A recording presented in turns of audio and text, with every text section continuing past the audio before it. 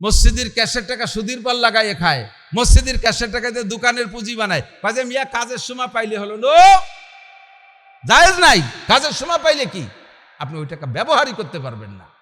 আপনি মাইয়ের বিয়ে দিচ্ছেন, ও মাইয়ে শ্বশুর বাড়ি টেকবে না, তালাক খেয়ে চলে আসবে। ছেলেরা ওই চাইতে মুসলমানি দিচ্ছেন, মুসলমানিও টেকবে না, বছরে একবার দেয়া লাগবে। ওই টাকাতে দালানে ছাদ দিচ্ছেন, ছাদের উপরে ঠাটা পড়বে। ওই টাকাতে ধান চাল কিনে খাইছেন, আপনার পেটে পীড়া হবে, আপনার পেটের ভিতরে রোগ হবে। এগুলো হারাম, এগুলো হারাম। ঢুকবে রাইফেলের গুলির মতো চিকুন হইয়া পিছনে বগলা দিয়ে বের হয়ে যাবে। প্রত্যেক হারামের এই স্বভাব, প্রত্যেক হারামের এই স্বভাব। ওয়াজ করতে চাইছিলাম একটা, কতি কতি সরি চলে এসে আর এক দিকটা আর হলো না। তবে একেবারে কি বাজে কথা করছি নাকি? ইনতাজতানিবু কাবায়ের, ইবাদতের চাইতে আমল, নামাজ, রোজা, হজ, যাকাত যে ইবাদত, তিলাওয়াত আর জিকির যে ইবাদত, এর চাইতে বড় ইবাদত, এর চেয়ে বড় ইবাদত হলো গুনার কাজগুলো ছেড়ে দেওয়া। কবিরা গুনাহ ছেড়ে দেওয়া, সগীরা গুনাহ ছেড়ে দেওয়া, সুদে কারবার ছেড়ে দেওয়া, ঘুষের কারবার ছেড়ে দেওয়া, হারাম খাওয়া ছেড়ে দেওয়া, জিনা ব্যভিচার ছেড়ে দেওয়া, আলঠেলা ছেড়ে দেওয়া, চুরি ডাকাতি ছেড়ে দেওয়া, পরের হক নষ্ট করা ছেড়ে দেওয়া, অকথ্য ভাষা গালাগালি করা ছেড়ে দেওয়া, বেপরদা করা অভ্যাস থাকলে ছেড়ে দেওয়া। এই সমস্ত গুনার কাজগুলো ছেড়ে দেওয়া হলো সবচাইতে বড় ইবাদত। ইত্তাকিল মাহারিমা তাকুন আবাদান নাস। যদি আপনি হারাম ছাড়তে পারেন তাহলে সবচাইতে বড় আবেদ হইতে পারবেন। আল্লাহ পাক রব্বুল আলামিন বলেন, ওয়ামা উমিরু, তোমাদেরকে হুকুম করা হয় নাই ইল্লা লিয়াবুদুল্লাহ মুখলিসিনা লাহুদ্দিন। যত ইবাদত করবে, যত ইবাদত করবে, আবার দিক খেয়াল করেন, যত ইবাদত করবে মুখলিসিনা লাহুদ্দিন, একমাত্র ইখলাসের সাথে ইবাদত হবে। কার জন্য? নামাজ পড়ছি কার জন্য? রোজা রাখছি কার জন্য? হজ যাকাত আল্লাহর জন্য, ফরজ ওয়াজিব আল্লাহর জন্য, টুপি দাড়ি আল্লাহর জন্য, পাগড়ি জুব্বা আল্লাহর জন্য, ঢিলামে সকুলুক আল্লাহর জন্য, তবলিগি যাই আল্লাহর জন্য, মসজিদ করি আল্লাহর জন্য, মাদ্রাসা করি আল্লাহর জন্য, দান খয়রাত করি আল্লাহর জন্য। কে আমারে প্রশংসা করলো না করলো কিছু আসে যায় না, কে আমারে ভালো বললো মন্দ বললো কিছু আসে যায় না। যাহা করিব সমস্ত ইবাদতের নামে এগুলো করব কার জন্য? মুখলিসিন লাহুদ্দিন। এর ভিতরে আল্লাহ পাক রব্বুল আলামিন বলেন, ওয়ালা ইউশরিক বিইবাদাতি রাব্বিহি আহাদা। যত ইবাদত করবা একমাত্র আল্লাহরই জন্য, ইবাদতের মধ্যে কেউরে শরীক করবা না। বুঝেন? খুব একটা বোঝার কথা, খেয়াল করতেছেন সবাই? আমি সুর নাইও পারিও না, আর জাফারিতা কি বলা হয় এইভাবে আমি মাসালা বলার চেষ্টা করি। ওয়ালা ইউশরিক বিইবাদাতি রাব্বিহি আহাদা। যে ইবাদত করবেন ওর ভিতরে কেউকে শরীক করবে না। কেউকে মানে আল্লাহর ইবাদত করে নামাজ পড়ি, এর মধ্যে কেউরে শরীক কি? ফরজ ওয়াজিব সুন্নতের মধ্যে আবার কেউরে শরীক কি? এ তো সব আল্লাহরই হুকুম, আল্লাহর জন্য করি। নো, এর মধ্যে শরীক আছে। হাজি সাহেব হজ করে আইছে, পোস্টারে আলহাজ লেখে নাই, পোস্টারে আলহাজ লেখে নাই। রাগে জ্বালায় ফতফত করতেছে, পোস্টার দিয়ে এটা নিয়ে ছিঁড়ে ফেলে দিছে। 9 লাখ টাকা দিয়ে হজ করছি, একটু আলহাজ লেখে নাই, আমি স্টেজে বসতে পারতেছি না, স্টেজে বসতে পারতেছি না, ফাঁসায় আগুন ধরিয়ে গেছে। শয়তান হাজি, শয়তান রোহেনে মারিয়েছে, কয়টা পাথর নিয়ে আসতে পারে, ইনারও মারার দরকার ছিল। হাজি হজ করছো, জীবন ভরে নামাজ পড়লাম। নামাজ যে পড়ে আরবিতে, নামাজ পড়নেওয়ালারে আরবিতে কয় মুসল্লি। সালাত মানে নামাজ, যে পড়ে তারে কয় মুসল্লি। নামাজিরে কি কয়? মুসল্লি। তো 50 বছর নামাজ পড়লেন, কোনোদিন তো আপনার পোস্টারে শুরুতে লেখলেন, নামের শুরুতে পোস্টারে লিখতে বললেন না মুসল্লি আব্দুর রহমান। একবার একটু হজ করে আইসে আলহাজ আব্দুর রহমান লিখতে হবে, আজিতে আল লাগাই আইছেন পোস্টারের মধ্যে আলটু হতে জন্য। এই হজ শিরিক হইছে। আমি হজ করি মাওলানা নাসির, আমি কান খাড়া রাখি, আমারে প্রশংসা করে কিনা? না, হুজুরির আজাদ ভালো সুর হইনি, কি দেখি হুজুরির মন খারাপ হয় না, আমি ঘরে যাবো না, তাড়াতাড়ি এবার পয়সা করে যা পাবো দাও। মানে প্রশংসা হচ্ছে না, তৃপ্তি পাচ্ছে না। আর যদি প্রশংসা হয় খুব ফলে, এই যে ফুলাফুলি মানুষের প্রশংসার লোভে ওয়াজ করা, এটা শিরিক। আমার ওজে আপনি হিদায়াত পেয়ে জান্নাতে যাবেন, আমার ওজে আমি জান্নাতে যেতে পারবো না, আমার ওজে আমি খালি হাত, আমার কোনো লাভ থাকবে না। মসজিদ করে সে জায়গার নাম প্লেট দিতে হবে, আমার বাপের নামে মসজিদ, আমার নামে মসজিদ। ক্যা? একটা কিছু করলেই সে জায়গার নিজের নাম, একটা কিছু করলেই বাপের নাম, একটা কিছু ভালো কিছু করলেই সে জায়গার নাম কলাইতে হবে। এগুলো সব কাজগুলো ভালো কাজ, নেকের কাজ, মানুষ উপকৃত হবে, কিন্তু আপনি কোনো নেকি পাবেন না। কথা কি বুঝতে পারছেন? আপনি তাকে নামাজ পড়তেন না, যেমন মসজিদে আসেন নিয়মিত নামাজ পড়েন, ওই বিটি গেজালায় বাড়ি ধার কায়দা আছে নাকি? তাহলে এই যে নামাজ পড়তে মসজিদে এসে আল্লাহর জ্বালায় না, কাকে জ্বালায়? বিটি গে জ্বালায়। এর নাম শিরিক ফিল ইবাদত। এর নাম শিরিক ফিল। তোমার আব্বা মারা যাওয়ার পরে এত খরচ বরচ করলে এগুলো না করে মসজিদে দিলি হতো না? কয় কিছু না করলে মানসি কি কয়, কিছু না করলে। তাহলে এই গরু টরু যা খাইছেন কার মুখ বন্ধ করার জন্যে? মানুষের মুখ বন্ধ করার জন্য, আল্লাহর কাছে নেকি পাওয়ার জন্য নয়।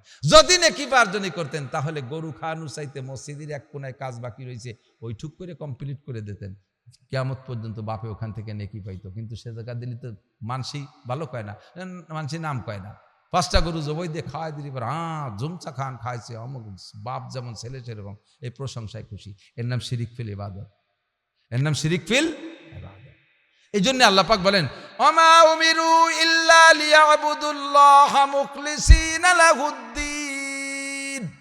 প্রত্যেকটা ইবাদত করবা একমাত্র ইখলাসের সাথে। কার জন্য? নামাজ আল্লাহর জন্য, দান খয়রাত আল্লাহর জন্য, হজ করবো আল্লাহর জন্য, উমরা করবো আল্লাহর জন্য, যাকাত দেবো আল্লাহর জন্য, কোরআন পড়বো আল্লাহর জন্য, মসজিদ মাদ্রাসা আল্লাহর জন্য, মাহফিল করবো কার জন্য?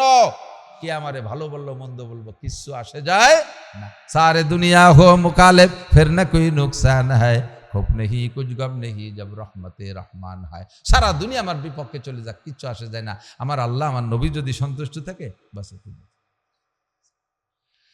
আল্লাহ কথা কি বুঝে আসছে? বড় করে জিয়াফত খাইলেন আব্বা আমার জন্য, ভালো জিনিস, ভালো জিনিস। জিয়াফত খাওয়ানো ভালো জিনিস, মানুষকে খাওয়ানো। হযরত উসমান বলেন আমার 3টে জিনিস ভালো লাগে। 1 নম্বরে একরামুল না, 1 নম্বরে ইতামুল জিয়ান, 1 নম্বরে ইতামুল জিয়ান। হযরত উসমানের গুণ, কয় ক্ষুধার্তকে খানা খাওয়াইতে ভালো লাগে। আমাদের দেশে বড় বড় জিয়াফত হলি ক্ষুধার্তকে আগে খাওয়ায় না পেট ভরা লাগে আগে খাওয়ায়? চেয়ারম্যান, মেম্বার, মাতুব্বার, প্রফেসর, হজরত মাওলানা, পীর সাহেব, পীরে কিবলা জম্মের খা খাইয়ে পেট নাগল পাচ্ছে না, ই গাতাইয়ে গাতাইয়ে গ্রুপে আগ বৈঠকে খাওয়াই দেয়। গরিব মানুষ আসতে ঢুকতে গেলে ফেরা গেটি ধরে এই 5তলা বয় শেষ বৈঠকে খাবি। 3 দলরে খাওয়ানোর পরে শেষমেশ থাকে না, ডাইল দিয়ে বাড়োয় দাও, ডাইল মেরে দাও, আর একটু জলের কি বলা হয় গোশের জল। এই যে ফাঁকি দিয়েছেন, এই যে ফাঁকি দিয়েছেন, গরিবের অন্তর থেকে যে হাই বেরোইছে, তোমার ওখানে বড় লোকরে খাওয়াইয়ে একটা নেকিও পাবে না, একটা নেকি। খাওয়াইতে হলে আগ বৈঠকে গরিবরা খাবে, এতিমরা খাবে, যারা সারা বছরে গরুর গোশ কিনে খাইতে পারে নাই, প্রথম বৈঠকে তাকে বসাতে হবে। কথা বলেন? প্রথম বৈঠকে তারা, তারপরে তারা 3 বৈঠকে গরিবকে খাওয়ানোর পরে যদি থায় বড় লোক খাবে, নালি বড় লোককে বলে দেবেন যে গরিবকে খাওয়ানোর পরে কিচ্ছু নাই, আপনারা যান, একটু মন খারাপের দরকার নেই। সেখানে বড় লোকরা এসে আক্কাতারে বসে খেয়ে দেয়। এই সমস্ত জিয়াফত ছিয়াফত বাদ দিয়ে আর খাওয়াবেন কি? একজনের দাওয়াত দিলি লাল টু বল্টু জুয়েল টুয়েল টুলিউ লুলু একের গুটি খানিক নিয়েছি বসে, এক বইটা কি সব শেষ শেষে শেষে শেষে আলাদা ভাগে পায় না। এই জন্য নানান কারণে বাদ হয়ে যাচ্ছে। আমরা বাদ দেওয়ার কথা বলি এজন্য যে এক তো মানুষকে মানুষে কোনোদিন খাওয়াইয়ে খুশি করতে পারবে না। বাকি এ কাজগুলো হলো ক্ষণস্থায়ী, কিছুক্ষণের জন্য। খাইছে, পেটে যতক্ষণ আছে ভালো খাইলে পরে খুশি খুশি দোয়া করে, কিন্তু একবার পায়খানা করার পরে শেষ। আমার আব্বার নেকির জন্য যদি করি তাহলে স্থায়ী কিছু করে দিতে হবে, যাতে আমার আব্বা কিয়ামত পর্যন্ত নেকি। আমি একটা উদাহরণ বলে থাকি, কলা গাছের থেকে 1 কান কলা কাটিয়ে খেয়ে ফেললে 6 মাস পরে কি ওই গাছে আর 1 কান কলা হয়? 1 বছর পরে তো হয়, ও গাছে আর কোনোদিন হয় না। কিন্তু আম গাছ একবার লাগাইলে 50 বছর আম হয়। এই তো আপনাদের এখানেই তো না, 100 আম গাছ 100 বছর, যেহেতু আরো 15 বছর আগে ধরে শুনতেছি 100 বছরে বছরে এক বছর ওই জায়গায় সাইনবোর্ডের নাম তারিখ পাল্টানোর দরকার না। তো 100 বছর পর্যন্ত সে আম দিচ্ছে। একটা আম গাছ লাগান, কাঁঠাল গাছ লাগান। আব্বা মারা গেছে, আব্বার জন্য কলা গাছ লাগাবেন কে? এই মিলাদ দিয়েছেন, জিয়াফত দিয়েছেন, 1 কান কলা খাইয়ে খেয়ে চলে গেছে, আর শেষ, আর পাচ্ছে না কিছু, ও গাছে আর কলা হচ্ছে না। এবার আব্বার জন্য আপনি নেক সন্তান, হুঁশিয়ার সন্তান, মসজিদের কিছু করে দেন, মাদ্রাসার কিছু করে দেন, স্থায়ী কিছু করে দেন, এলাকায় 10টা টিউবওয়েল দিয়ে দেন গরিবকে, এলাকার মানুষের জন্য একটা ভালোটা কিছু করে দেন, কবরস্থান জায়গা কিনে দেন, ঈদগার জায়গা করে দেন, এরকম স্থায়ী কিছু সম্পত্তি করে দেন। কিয়ামত পর্যন্ত আব্বা কবরে বসে নাকি পাবে। এবং এ জায়গা কোনো নেম প্লেট হবে না, কোনো সাইনবোর্ড হবে না, নেম প্লেট হবে না, সাইনবোর্ড হবে না, ক্যামেরায় দিয়ে এগুলো ইউটিউবে সার্কুলার দেওয়া হবে না। একমাত্র ইবাদত হবে কার জন্য? নবী পাক বলেন আখলিস দীনাকা ইয়াকফিকাল আমালুল কলিল, তোমার ইমানকে খাঁটি করো, ইমানকে ফ্রেশ করো, ইমানকে পিওর করো, অল্প আমলি নাজাতের জন্য যথেষ্ট, অল্প আমলি নাজাতের জন্য যথেষ্ট। মৌলানা বলছে না অল্প আমলে আল্লাহ তাআলার মোটা মোটা দেয়। রমজানে 30 রোজা তো রাখছেন, এখন 6টা রোজা রেখে নেন, এই গতিতে গতিতে রেখে ফেলেন। রোজার একটা অভ্যাস হয়ে গেছিল না, শেষের দিক যেহেতু কষ্ট টের পাতেন না, মাত্র 2 দিন খাইছেন, কালকের থেকে শুরু করে দেন 6টা রোজা রেখে ফেলেন। 36 10 = 360, আর 5 দিন রোজা রাখা হারাম। 1 বছর লাগাতার রোজা রাখার নেকি আল্লাহ তাআলা দান করবে। ইমানের সাথে ইখলাসের সাথে ছোট্ট ছোট্ট আমল করেন, আল্লাহ তাআলা আমাদেরকে জান্নাতের ফয়সালা করবে। আর আমলগুলো শিখে, আজকে লাইন ছিল অন্য দিকটা হলো না, সেখান থেকে দুটো কথা বলি। সেটা হলো, এই যত আমল আছে আমলগুলোকে সঠিকভাবে না করলে তো হবে না। আমলকে সঠিক করার জন্য সহজ একটা ট্রেনিং সেন্টার আছে, দাওয়াত ও তবলিগের মেহনত। আপনি আমলিগ করেন, বিএনপি ভালো লাগে করেন, জামাত ইসলাম ভালো লাগে করেন, আটরশি যাইতে ভালো লাগে যান, চরমুনায় যাইতে ভালো লাগে যান, আপনার যে কোনো পীরের কাছে যাইতে ভালো লাগে যান, আপনার যে কোনো রাজনৈতিক দল করতে ভালো লাগে করেন, আপনি ডাক্তার ইঞ্জিনিয়ারিং করতে ভালো লাগে, পুলিশ আর্মি বিডিআরের চাকরি করতে ভালো লাগে করেন, আপনার কর্মপেশা, আপনার রাজনৈতিক দল, আপনার এই সমস্তগুলো যেটা ভালো লাগে সেটা করেন। ফাঁকে তবলিগের সুযোগ পাইলে 3 দিন 10 দিন 1 চিল্লা 3 চিল্লা সময় দেন, আপনি আমলগুলো সহিভাবে শিখতে পারবেন। সেখান থেকে আমল শিখে এসে আমল করেন, আর যেটা করা সেটা করেন। এটা উন্মুক্ত সুযোগ কেন দিলাম জানেন? তবলিগি 1 চিল্লা 3 চিল্লা দেওয়ার পরে যে কোনো দিক যাইতে মনে চাবে না, যেটা আসল দিক সেই দিকে যাইতে মনে চাবে, আজে বাজে দিক যাইতে মনে চাবে না। বলবেন যে হুজুর তবলিগের 2 দল, কোন দলে যাব? আপনার যে দল ভালো লাগে সেই দলে যান, যে দল হুজুরকে দল ভালো লাগে সেখানে যান, পাবলিকের দল ভালো লাগে সেখানে যান। আল্লাহ তাআলা আমাদেরকে আমল করার বোঝার তৌফিক দান করেন, সবাই বলি আমিন। চন্দ্রদিগের মাদ্রাসার মোহতামিম ছিলেন, উনি বলতেন, এই এক যুবকরা, এক বুড়ো চার দোকানে দেখে কই, এই তোর নাম কি? কয় তোর বাপের নাম কি? কইছে, কয় তো ওহো তোর বাপ আর আমি তো একসাথেই চার দোকানে কাশিয়ে পাল্লা দিতাম। কাশের রোগ ছিল। তো দেহিনে 2-3 মাস মরিয়ে গেছে নাকি? কয় না কাকা, মল্লি তো মাইকিং শুনতেন। কয় তা হতো সত্যি। দেখেন সে কাশের কি অবস্থা, বাইসি আছে, কাশ সেরে গেছে। আমার তো কাশ সারলো না, তোর বাপের কাশ কি খাইয়ে সারলো? কদি কয় যে কোনো ওষুধই কাজ হয় নাই, কাশতে কাশতে বল পায় না, সে এমনি ছাড়ান দিছে। কাশতে বল পায় না বলে ছাড়ান দিছে না, শক্তি থাকলে আরো কিছুদিন কাশত। তো বুড়োকে কাশতে বল পায় না বলে ছাড়ান দিছে, এর জন্য বুড়োকে ওয়াজের দরকার নেই। বুড়োকে কিছু আমল শিখিয়ে দেবো, রাজি আছেন তো ইনশাআল্লাহ? কিছু আমল শিখে দেবো, এটা নিয়ে যাবেন। বাকি আগে আখলাক তৈরি করেন, চরিত্র তৈরি করার জন্য। যারা সমাজে নষ্ট করতেছে, আমার যুব সমাজ, এরা যদি ভালো হয় জগৎ ভালো হইতে বাধ্য, এরা যদি ভালো হয় জগৎ ভালো হইতে বাধ্য। এই জন্যই যুবক, তুমি মনে রাখো, এমন একটা মরণ তুমি কামনা করো যেই মরণে 500 ফেরেশতা তোমাকে অভ্যর্থনা জানাইতে আসে। আমাদের দেশের মুরব্বীরা চিনতে পারেন, হযরত মাওলানা খলিলুর রহমান সাহেব হুজুর সুটপার হুজুর নামে পরিচিত ছিল, মনে পড়ে নাকি? এই মহারাজপুর আলো গ্রামের বাড়ি, সুটপা মাদ্রাসায় জীবন কাটাইছে, তাই সুটপার হুজুর নামে পরিচিত ছিল। উনার এন্তেকাল মহারাজপুরেই হয়েছে। উনি আসছেন বাড়ির মাহফিলে, বাড়ির তফসির মাহফিল করে ওনাদের মসজিদের। তো ওনার ছোট ভাই যেভাবে বলছে আমি সেইভাবে বলতেছি, খেয়াল করেন। আমি তাই আপনাদের কাছে নকল করি, মহারাজপুর তো আপনাদের এখান থেকেই কাছে। তো ওনার ছোট ভাই যেভাবে বলছে কারি সাহেব, সেইভাবে আমি নকল করতেছি। ভাইজান রাতের বেলা তফসির করতে করতে হঠাৎ করে শ্বাস বেড়ে গেছে, হুজুরের অ্যাজমা ছিল, শ্বাসের রোগ ছিল, এমন বাড়াবার স্যার কথা বলতে পারলেন না। মসজিদে শুয়ে পড়লেন, আমরা চিকিৎসা করলাম। বললাম যে ভাইজান বাসায় নিয়ে যাই। কয় না, বাপ ভালো না, আমি মরলে আল্লাহর ঘরের মধ্যেই মরি, কিয়ামতে এই হালাতে উঠতে পারবো। তো রাত্রে থাকলেন, চিকিৎসা হলো, মোটামুটি সুস্থর দিকে, তবুও মসজিদ ছেড়ে যায়নি। রাত্রে তাহাজ্জুদের নামাজ পড়ছে, ফজরের নামাজ জামাতে পড়ছে, এরপরে ইশরাকের নামাজও পড়ছে, সব আমল শেষ। আর নামাজের রক্ত জোহরে না, এর মাঝখানে এই সকালে ইশরাকের পরে আবার শ্বাস বাড়ছে। শ্বাস বাড়ার পরে বলতেছে, সবাই বলতেছে যে এখন তো অবস্থা ভালো না, কেমন যেন অজ্ঞান ভাব। ওই অবস্থায় ধরে নিয়ে গেছে ঘরে নেওয়ার পরে উনি যে উনার নিজস্ব বাড়ির যে ঘরটা পাইছে, সে ঘরটা ব্যবহার হয় না, পরিত্যক্ত ভাব। এই ঘরের ভিতরে 2টা খাট, তো ওনার একটা খাট পরিষ্কার করে সেখানে শোয়াইছে ওনার ভাই বিরাদার পাশ দিয়ে। তো বলতেছে যে সব কিছুক্ষণ পরে সবাই চলে গেছে, আমি একা বসা। ভাইজান এইভাবে হাত বাড়াচ্ছে শোয়া অবস্থায়। আমি জানি যে এই টাইমটা হুজুর অজ্ঞান, উনি অজ্ঞান। ওই অবস্থায় এদিকে হাত বাড়াইলেন মুসাফা করার মতো, এদিকে হাত বাড়াইলেন, ওদিকে হাত বাড়াইলেন। হাত বাড়ানোর ভিতরে যে মুসাফা করে বলতেছেন, হুজুর কেমন আছেন, হুজুর কেমন আছেন, নানুপুরি হুজুর কেমন আছেন, যশোর হুজুর কেমন আছেন, আরেকটা নাম কইতে যে নাম বলে নাই, কেমন আছেন। এই বলার পরে উনি বলতেছে, বাইরে যে এত আলেম ওলামা আসছে, একটু বসতে দিতে পারিস না? বাহিরে এত আলেম ওলামা আছে, বসতে দিতে পারিস না। আমি বেরোয় দিই যে একজন মানুষও নাই, আবার ঘরে এসে পাইছেন বাইরে তো কোনো মানুষ নাই, কে 400-500 মানুষ তোমার চোখে পড়ে না? ওদের একটু বসতে দে, খাটখান পরিষ্কার করে দে। এই 400-500 পাঠাই দিছে, পাগড়িওয়ালা জুব্বাওয়ালা 500 মানুষ দেখতেছে, উনি 500 ফেরেশতা আল্লাহ তাআলা জান্নাতের জন্য পাঠাই দিছে।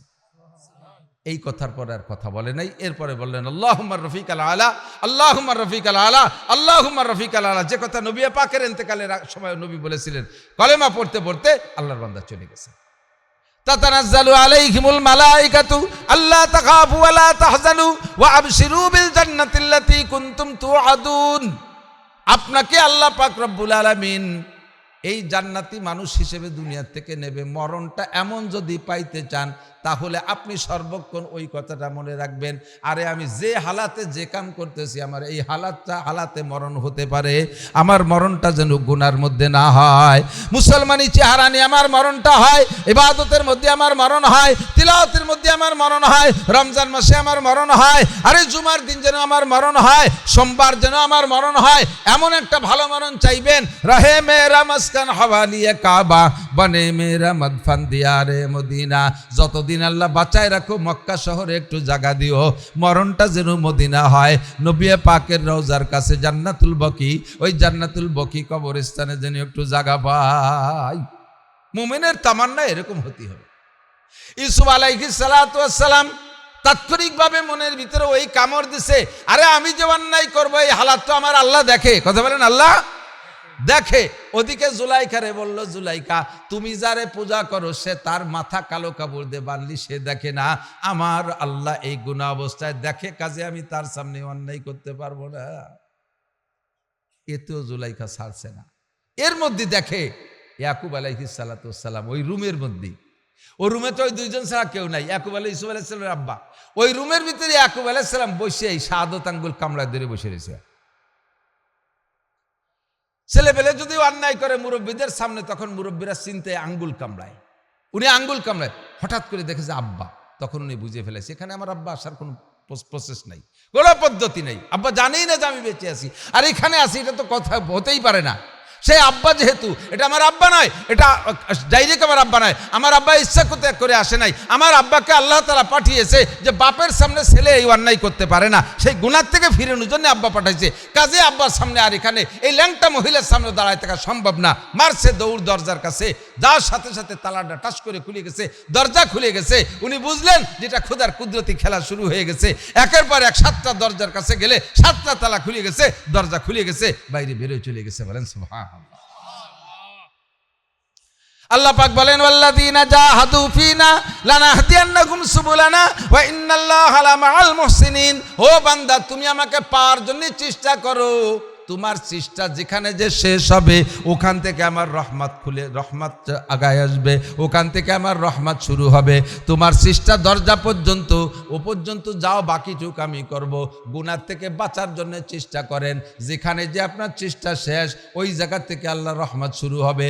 এর আগের থেকে আপনি কোনো খারাপ সিদ্ধান্ত নেবেন না। সুদে কারবার, অভাবে পড়ছে, আর কি করব, বাঁচতেছি না, কোনো অপেক্ষা না করে যাইয়েই সুদ যারা দেয় তাকে সাথে যোগাযোগ করে ফেলেছে। বেড়া, ক্যাডামস, কারিতাস, বিআরডিবি, স্বনির্ভর, জাগরণী চক্র, আশা, প্রশিকা, গ্রামীণ ব্যাংক, এ ব্যাংক, ও ব্যাংক, সে ব্যাংক, কত গাক মাক দুনিয়ার তা পয়দা হয়েছে, চলে আসে। একটু অপেক্ষা করতে রাজি না। অপেক্ষা করেন, ব্যবস্থা হবে। একেবারে বাস্তবে দিকতে ওমাইয়া তাওয়াক্কাল আলাল্লাহ ফাহুয়া। কষ্ট হচ্ছে আপনাদের? বাজে কথা বলতেছি নাকি? আসেন, ইমান ঠিক করেন। এবছর এই রাজনীতির বছর প্রত্যেক দেখছি, ইউনিয়ন রাজনীতি হোক আর এই কি বলা হয় জেনারেল রাজনীতি হোক, রাজনীতির বছর রাজনীতি সবাই মিলেই করে। ফাঁকে রাজনীতি ঘটে যাওয়ার পরে দু একদিন পরেতে যত দোষ নন্দ ঘোষ চাপটা এসে মৌলবীকে প্রপার দিবার দান আইসিয়ে দিয়ে পিএস খাওয়ায় ছেড়ে দিবানি, পাট নীতি আসলে পাট দিয়ে বান যেতে পারি, বাস কালেক্টর হতে আসলে আহিয়ালা বাস দিয়ে পারি। এই যে দুনিয়ার সব দোষ মৌলবীকে।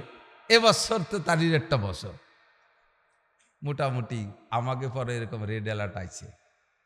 তা আমাদের রেড অ্যালার্টের নতিজা আমি কি পাইছি, ফলাফল, যতদিন পর্যন্ত রেড অ্যালার্ট আসে নাই ভালো ছিলাম, অতদিন পর্যন্ত গত রমজানও টাকা পাইছি মাদ্রাসায়, আমার হাতে আমি 4 লাখ টাকা, আর উস্তাদের কালেক্টর আমার হাতে এসে 4 লাখ।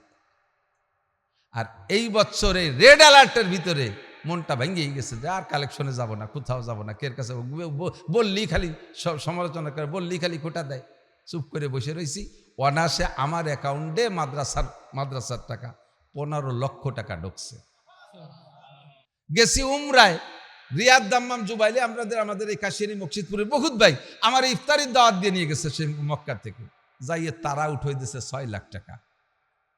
আল্লাহে আল্লাহর কসম চুল পরিমাণ ফিকিরে বাঁচছিল না।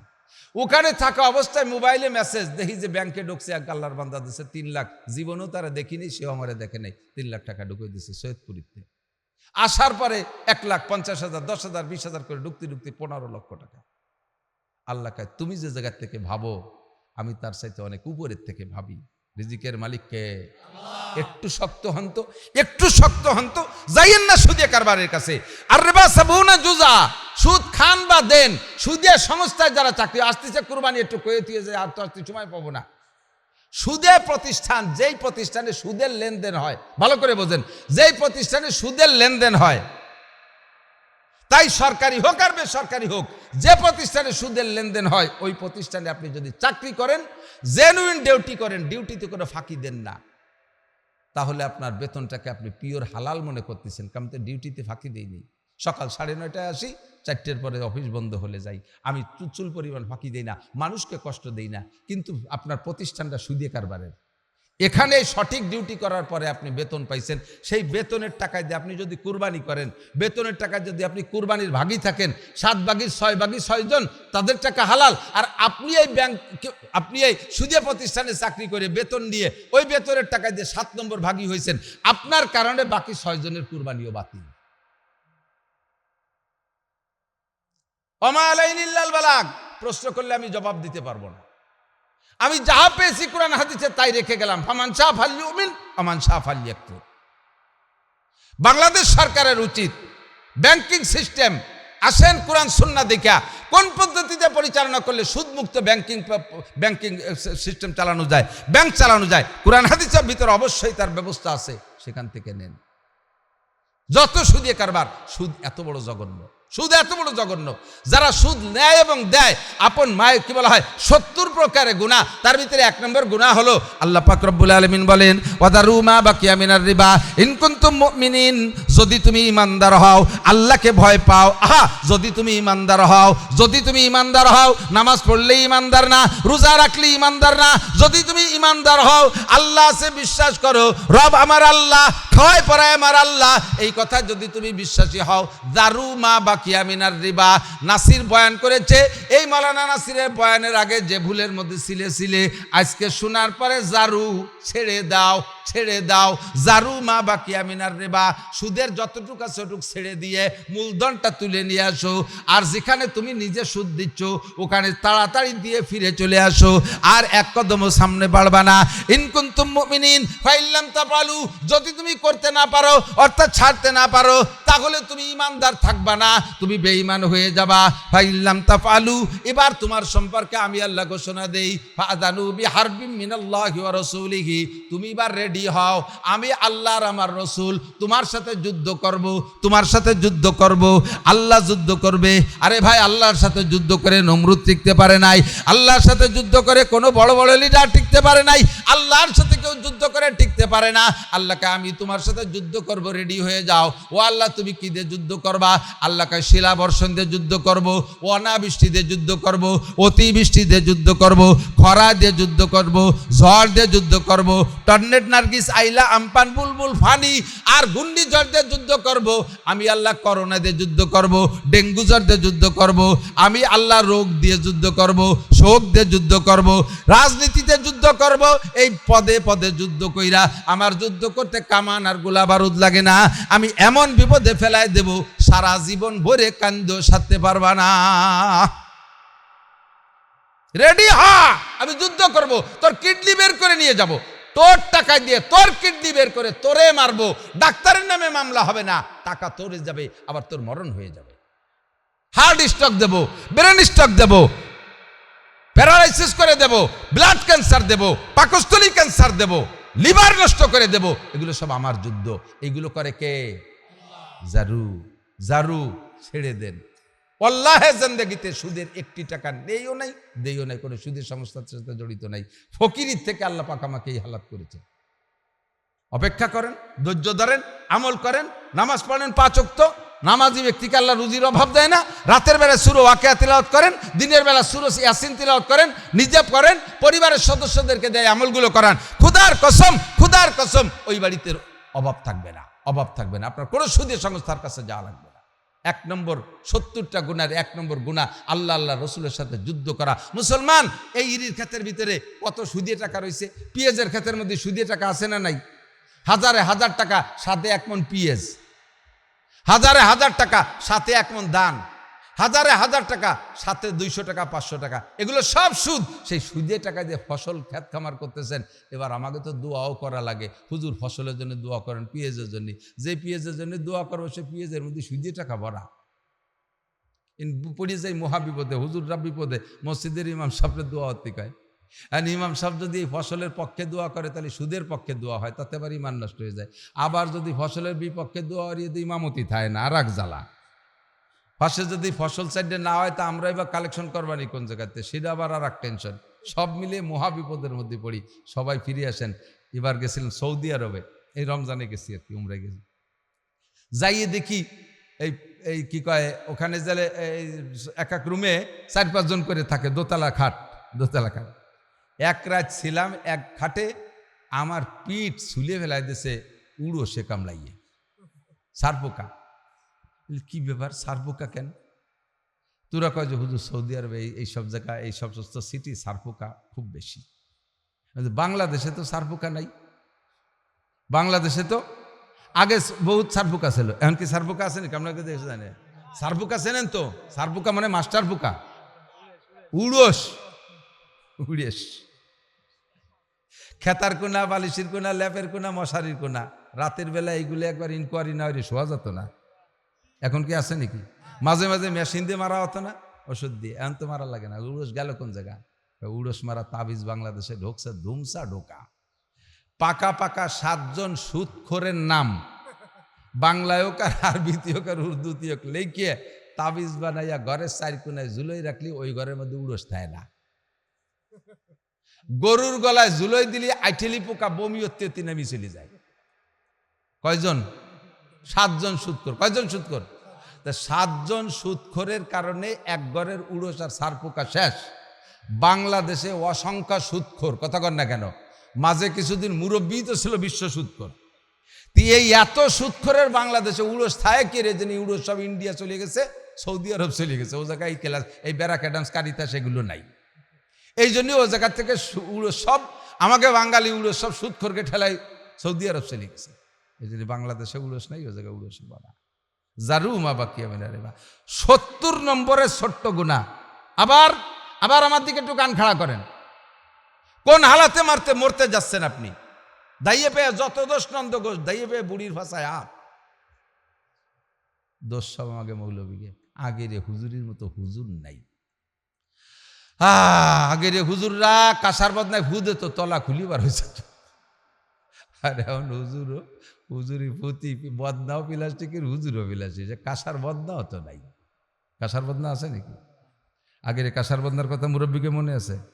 রাতের বেলা অনেকেই কাঁসার বদনার কাছে ধোকা খাতো। বাইরে কাঁসার বদনা রয়েছে, পায়খানায় তো যত মাঠের মধ্যে। ওই বদনা ধরছে, সে যেন পানি ভরা, অথচ খালি কাঁসার বদনাই এক বদনা পানির মতো ওজন থাকে। এগিয়ে টেগিয়ে দেখা যায় সে পানি নেই, খালি বদনা নিয়ে যে বসে রয়েছে। তো এখন বদনাও প্লাস্টিকের, হুজুরও প্লাস্টিকের, দোষ সব হুজুরকে। ফু দিলি তলা খোলে না। আমি চ্যালেঞ্জ গ্রহণ করলাম, আমি ফু দেব, কাঁসার বদনা তলা খুলতে বাধ্য হবে। তবে একটা বদনা কাঁসার দেন, বদনাটা কাঁসার দেন, আমি একটা ফু দেই। বদনাটা কাঁসার কই? বদনাই তো হয়ে গেছে প্লাস্টিকের, তা ফু দেব কোন জায়গা? কোন বাড়ি সুদ নাই? কোন বাড়ির শতভাগ পিওর হালাল খাচ্ছেন? কোন বাড়ির ফ্যামিলির সব সদস্যগুলো রমজানের রোজা রেখেছেন? কয় বাড়ির সব সদস্যগুলো সুন্নতের পর চলি? কয় বাড়ির সব সদস্যগুলো নামাজি? কয় বাড়ির সব সদস্যগুলো শতভাগ পর্দা করি? বদনাই তো প্লাস্টিক, তা ফু দেব কোন জায়গা? কাজে কাজে বদনাও যেন প্লাস্টিক, ফুও প্লাস্টিক হয়ে গেছে।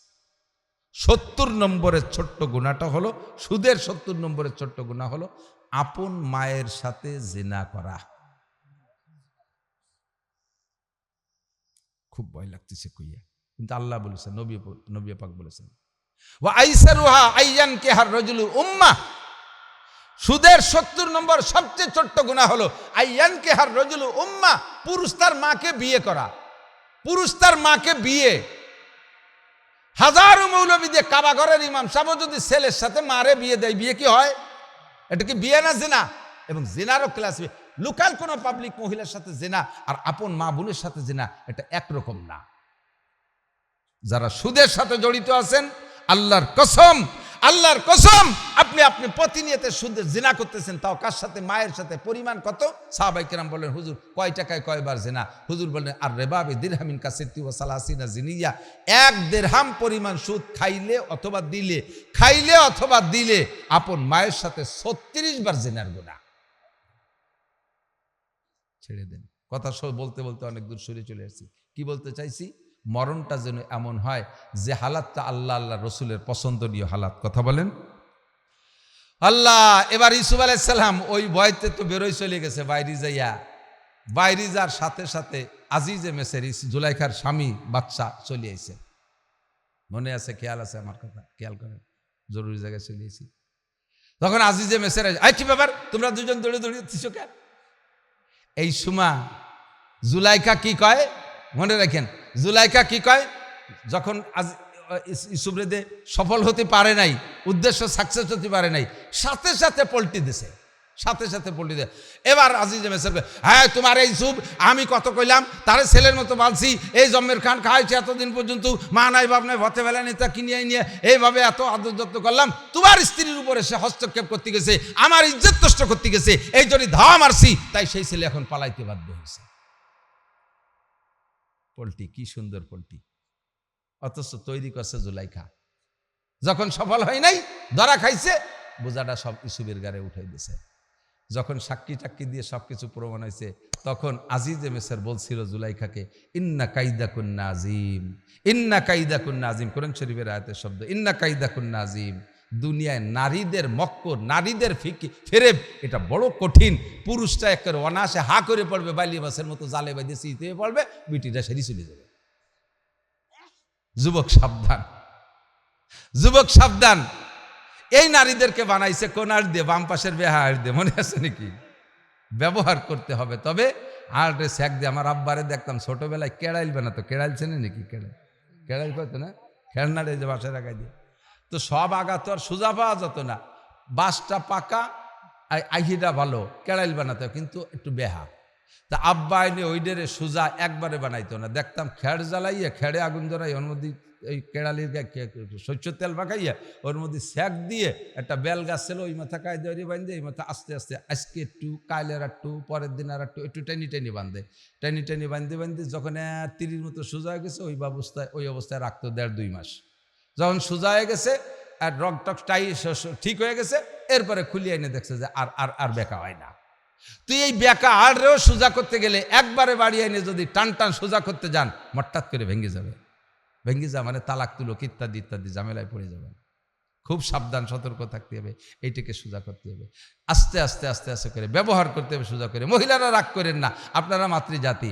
আদম আলাইহিস সালামের পরে হাওয়া আলাইহিস সালাম, হাওয়া আলাইহিস সালামের থেকে সমস্ত মানব জাতির সৃষ্টি। আল্লাহ পাক রব্বুল আলামিন নারীদের সম্মান সবচেয়ে বেশি দিয়েছে, পুরুষের চাইতে বেশি দিয়েছে। পুরুষদের চাইতে নারীদেরকে আল্লাহ তাআলা জিতেইছেও বেশি। বাপের সম্পত্তি মহিলারা বেশি পায় না, কি বলে, পুরুষরা বেশি পায়। টের পান না কি কইছি? বাপ মারা যাওয়ার পরে যে সম্পত্তি রেখে গেল, ছেলেও আছে মেয়েও আছে, বেশি পায় কে? ছেলেরা বেশি পায় না, মেয়েরা বেশি পায়। কিভাবে পায় বুঝাই দিই।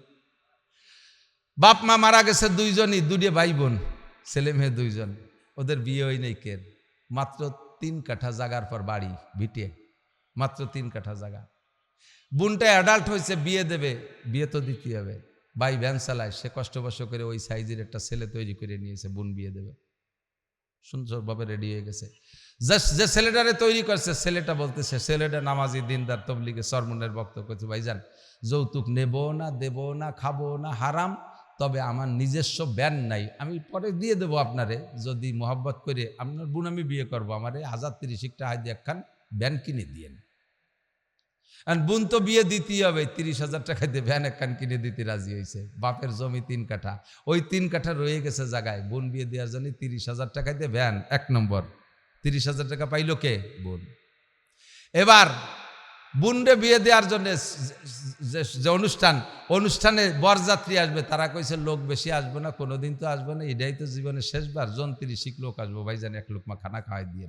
সে জায়গা আর 30,000, 60,000, কয় হাজার? 60,000। একটু সোনাদানা না দিয়ে বুন্ডারে কিভাবে দেয়? আর এখন দেওয়ার কায়দা নেই। এখন যারা বিয়ে আগে করা আছে তারা তো বাইসে গেছেন, নগদ কেউ বিয়ে আর নিয়ত করার দরকার নেই। যদি করতে হয় তাহলে লোহা লক্কর দিয়ে সোনাদা কি বলা হয় চেন অলঙ্কার বানাইও। 2,36,000 টাকা ভরি আমি সৌদি আরবের দাম জানিয়েছি।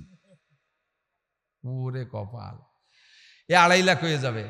তো একটু কিছু তো দিতে, তা দিতে যাই আর 50,000 চলে গেছে। বোন পেয়ে গেল কত? 1,10,000। এবার বিবাহের সময় সুন্দর করে দেনমোহর লেখা দিয়েছে 2 লাখ, বোন পাইল 3,10,000। জমি আছে 3 কাঠা, তার দাম 3 লাখ টাকা। 3 কাঠার 1 লাখ, 1 কাঠা তো বোন পাবে, ভাই পাবে 2 কাঠা, বোন পাবে 1 কাঠা, তাহলে সে 1 কাঠাও পেয়ে গেছে 1 লাখ। তো 3 লাখ আর 1 লাখ 4 লাখ, বাইর থাকছে কয় লাখ? 2 লাখ। তার তো ওই চলে গেছে, তো ওই যে গুড়াইছে 1 লাখ, তাহলে ধরে নিয়ে যায় বাইরে আছে 1 লাখ, বোন পেয়ে গেছে 4 লাখ, ঠিক কিনা?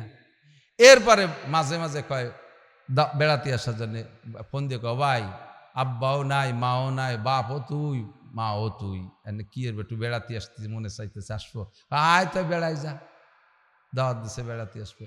তা আমি একা আসবো, দুলো মেয়ের একটু নিয়ে আসবো? হ্যাঁ তোরা 2 জনায়, আমার ছেলে মেয়েরাও আসতেছে, চোখে আবার 4 দিয়ে ছেলে মেয়ে, সব কটা নিয়ে আসবে।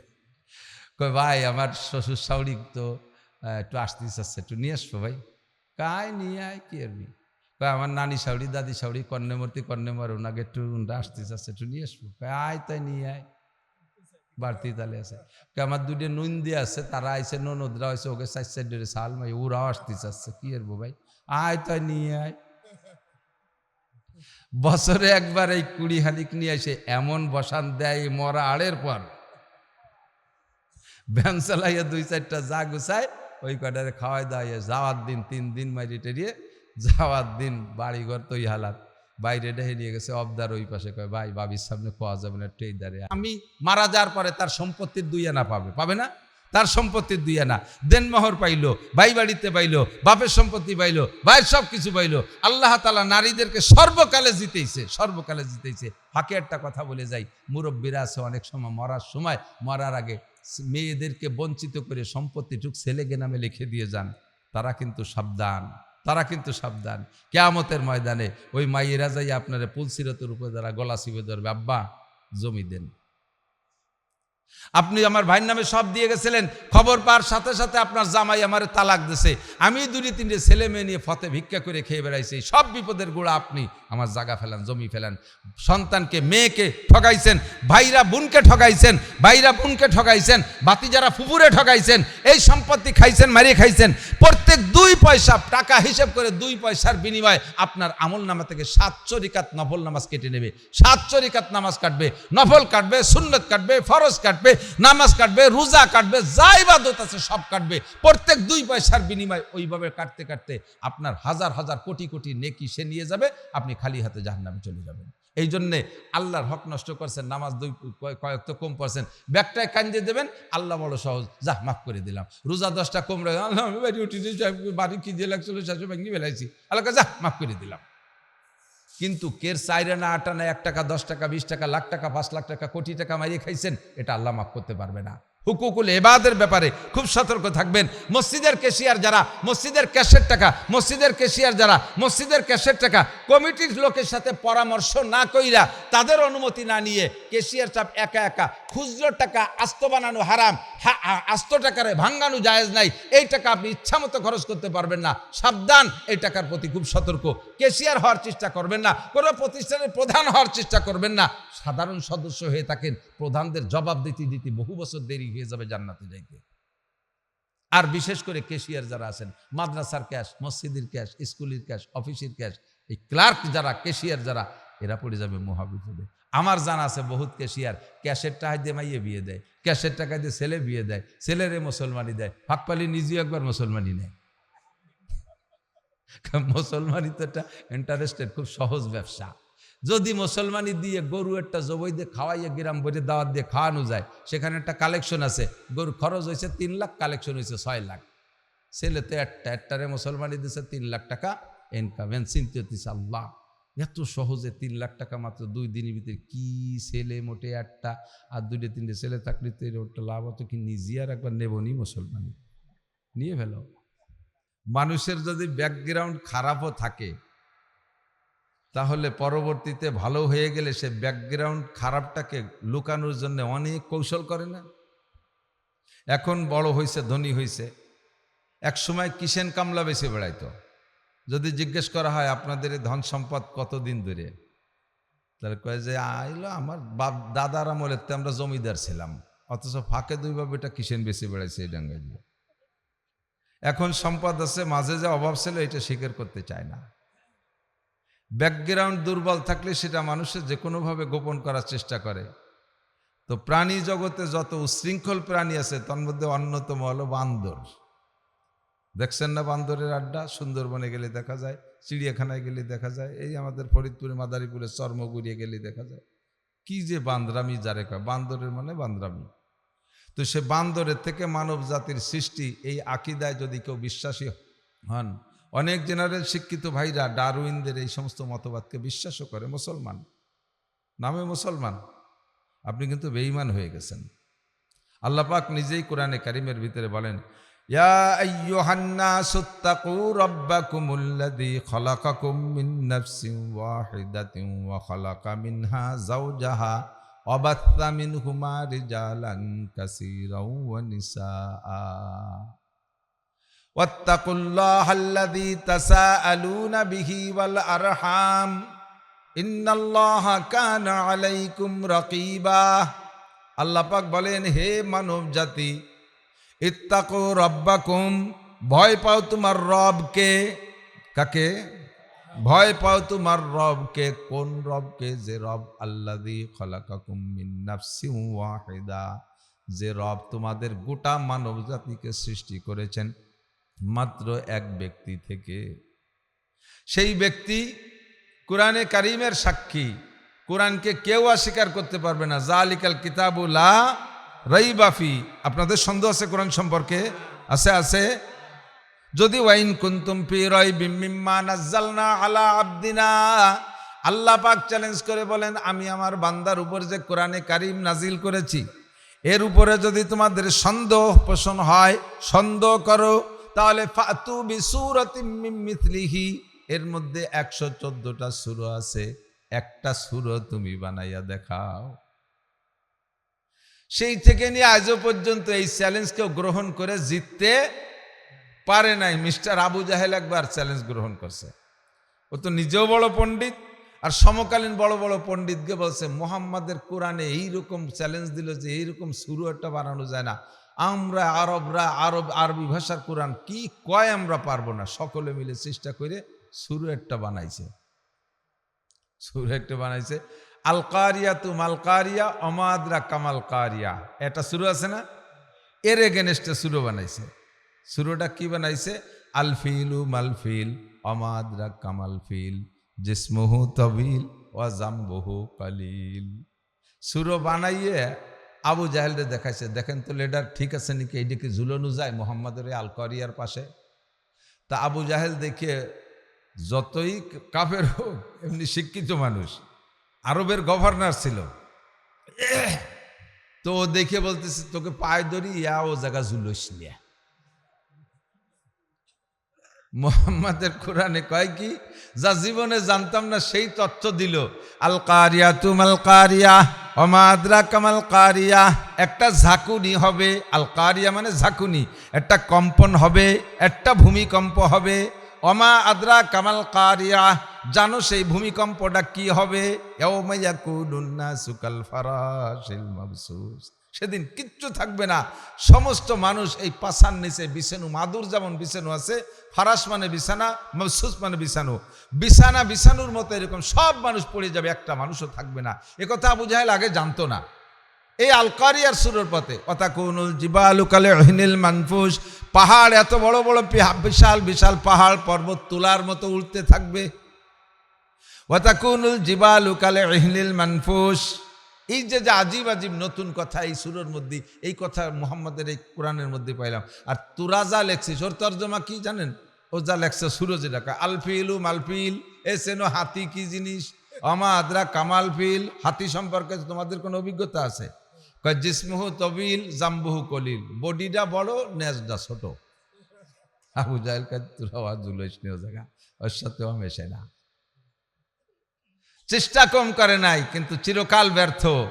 মুসলমান এখনো পর্যন্ত বহু মুসলমান আছে কুরআনী শরিয়াতের উপরে, ইসলামী শরিয়াতের উপরে তারা জবান দারাজ করতে চায়, জবানটাকে কন্ট্রোল করেন। ও জায়গায় কেউ টিকতে পারে নাই, আমি আপনিও পারবো না।